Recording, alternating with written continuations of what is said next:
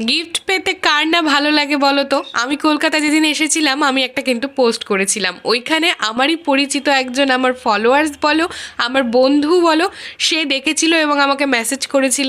আমি যেহেতু খুব অল্প সময়ের জন্য কলকাতা গেছিলাম, আমি বলেই দিয়েছিলাম যে আমি একটা কাপড়ের দোকানে থাকবো, তো সেখানে যদি তুমি আসতে পারো তাহলে কিন্তু তোমার সাথে আমার দেখা হবে। তো এসেছিল, স্ক্রিনে ছবিটা দিদিটা দেখতেই পাচ্ছ। আমি তো খুবই খুশি হয়েছিলাম ওরা আসাতে, আর যাদের মেসেজের আমি রিপ্লাই দিতে পারিনি তার জন্য সরি।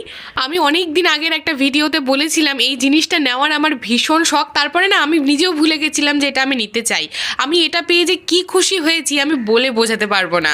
আমার এইভাবে নিঃস্বার্থ ভালোবাসার জন্য শুধুমাত্র ওই দিদিকে নয়, তোমাদের সবাইকে অনেক অনেক ধন্যবাদ। লাস্ট ভিডিওতে তোমাদেরকে যেমনটা বলেছিলাম যে আমরা ভীষণভাবে টায়ার্ড হয়ে গেছিলাম, তো আমরা চাইছিলাম যে বাইরে থেকে খাবার দাবারগুলো নিয়ে এসে রুমে বসে খাওয়া হবে। তো লাস্ট অবধি দেখলাম যে কোনো রকমের খাবারের দোকানই আমরা রাস্তায় পেলাম না।